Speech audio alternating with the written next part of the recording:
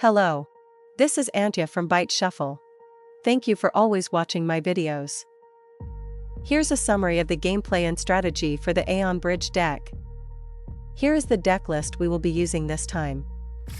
If I have a source of blue mana, it's generally safe to keep the hand. However, if there's no blue mana or only special lands, it's better to mulligan. Put Giaswell on the bottom of my deck, as it doesn't do anything while in my hand.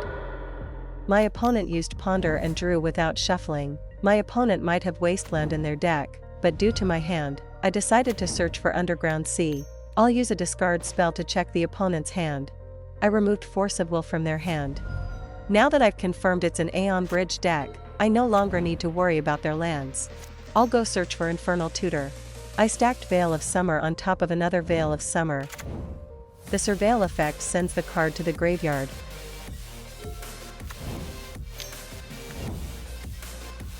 I'll search for Infernal Tutor. I stacked Island on top of Lion's Eye Diamond. I'm in a situation where Brainstorm has locked my draw, so it's not an ideal time to cast it, but I'll cast a discard spell anyway. I removed Brainstorm from their hand. With no time to spare, I'll dig deeper into my library, hoping my opponent doesn't have a counterspell. I think it would have been better not to cast this Lotus Petal, considering the risk of my opponent's Emrakul, the Aeon's Torn.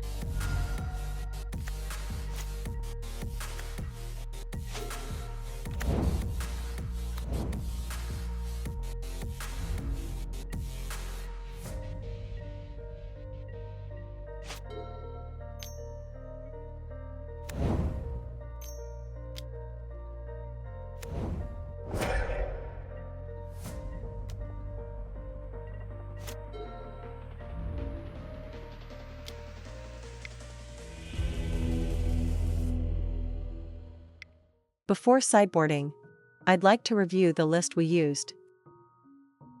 First, the conclusion. I will explain it step by step. Since many of you may not be familiar with it, let me start by briefly explaining how the Aeon Bridge deck works. First, use draw spells like Brainstorm or Ponder to stack Emrakul, the Aeon's Torn on top of your library. Next, play Mosswort Bridge and Hideaway Emrakul, the Aeon's Torn under it. Then, cast Phyrexian Dreadnought to meet the hideaway condition. And cast Emrakul, the Aeon's Torn without paying its mana cost, gaining an extra turn and securing the victory. Another win condition is using Show and Tell to put a powerful creature directly onto the battlefield. Cheating out high-cost cards like one with the Multiverse or Emrakul, the Aeon's Torn, allowing you to secure the victory. As a backup plan, my opponent can use Vesuvan Drifter to copy Emrakul, the Aeon's Torn and achieve victory that way as well. Additionally, with Dress Down or Doorkeeper Thrall, my opponent can neutralize Phyrexian Dreadnought's ability and bring it onto the battlefield as another win condition. Now that I've covered the basic deck mechanics, I'd like to move on to discussing the sideboarding ins and outs. Here's the sideboard I actually used during the game. While researching for the video, I found that some versions include Hate Bears, which might be a better option. Please feel free to use this version. Now, let's dive into the main content. In the Aeon Bridge deck, the cards relevant to ANT are these. First, there are Hate Bears like Lavinia, Azorius Renegade, and Collector Uff. To counter these, I'll include Abrupt Decay. Since there aren't too many of them, I think 2 copies should be sufficient. Instead of Abrupt Decay, I'll take out Boseiju, who endures. Next, there are graveyard hate cards like Surgical Extraction and Soulguide Lantern. To bypass these, it's ideal to aim for the Ad Nauseam route after sideboarding. To make the Ad Nauseam strategy more effective, I'll add 3 Chrome Mox and a second copy of Ad Nauseam. When focusing on speed, I'll reduce the number of Cabal Ritual and Wishclaw Talisman as they contribute less in this approach. Since the opponent isn't using a mana denial strategy, the value of basic lands decreases. Therefore, I'll side out the basic lands. Next, there are various counterspells like Flusterstorm, Consign to Memory, Force of Negation, and Force of Will. To counter these, I'll use Veil of Summer and discard spells. Keep in mind that Veil of Summer cannot stop consigned to memory, so be cautious. Lastly, regarding Veil of Summer, my opponent may have a few copies hidden in their deck, so always keep this in mind and play around it whenever possible. I'll keep the hand because starting with Vexing Bauble and having draw spells should allow me to gather the combo pieces.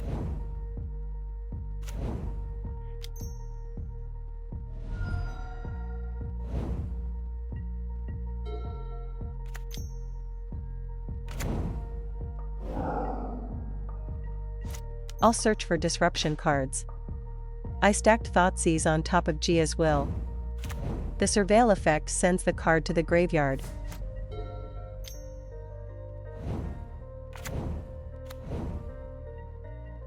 I'll search for Mana Acceleration.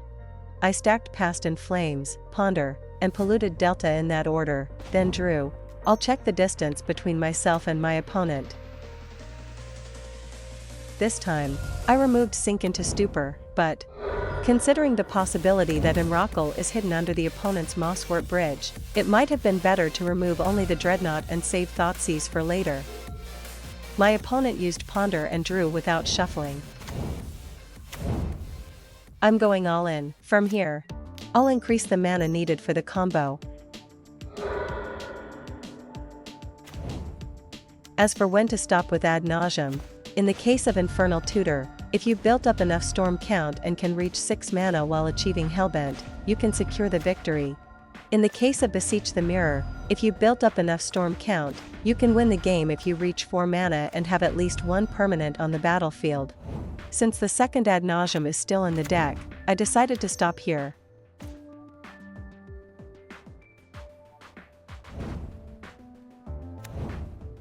I'll accelerate my mana while building up the Storm count.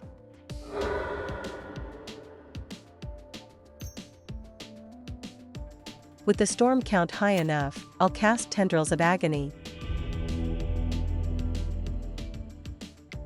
For Game 3, I adjusted the sideboarding, since it seemed like my opponent had more graveyard hate cards. I removed the Beseech the Mirror and Gia's Will package and put Cabal Ritual and Wishclaw Talisman back into the deck. I want a faster hand, so I'll mulligan. I'll put Infernal Tutor on the bottom. Some might argue that Chrome Mox should go to the bottom instead, but Surgical Extraction crossed my mind, so I chose to bottom Infernal Tutor this time. The Surveil effect leaves the card on top of the library. I'll go search for a land. I stacked Wishclaw Talisman, Brainstorm, and Misty Rainforest in that order, then drew.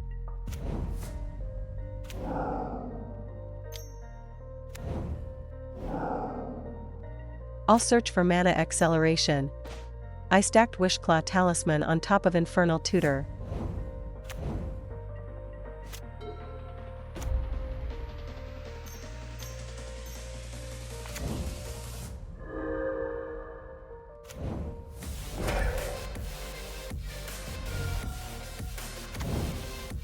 The Surveil effect sends the card to the graveyard.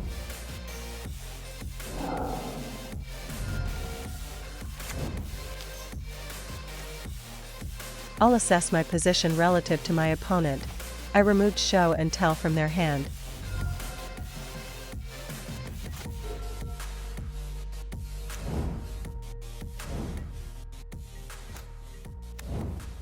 I'm going all in. From here, I'll increase the mana needed for the combo. Since the opponent is creating tokens with Urza's Saga, I'll draw some cards with Ad Nauseam to recover resources and then go for the combo on the next turn. I cast Brainstorm because, depending on what I draw, I might be able to win this turn, and the Tendrils of Agony in my hand is getting in the way. I stacked Tendrils of Agony on top of Vexing Bauble.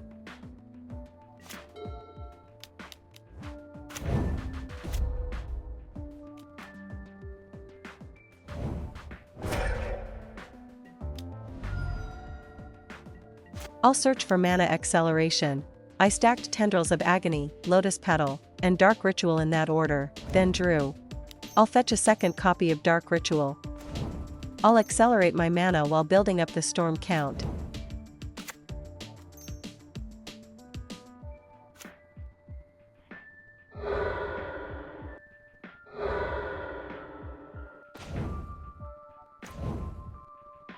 With the storm count high enough, I'll cast Tendrils of Agony. Thank you for watching up to this point. I apologize for the frequent play mistakes. I hope to improve at MTG together with everyone. If you enjoyed this video, please consider subscribing to the channel and giving it a thumbs up. See you in the next one. This has been ANT,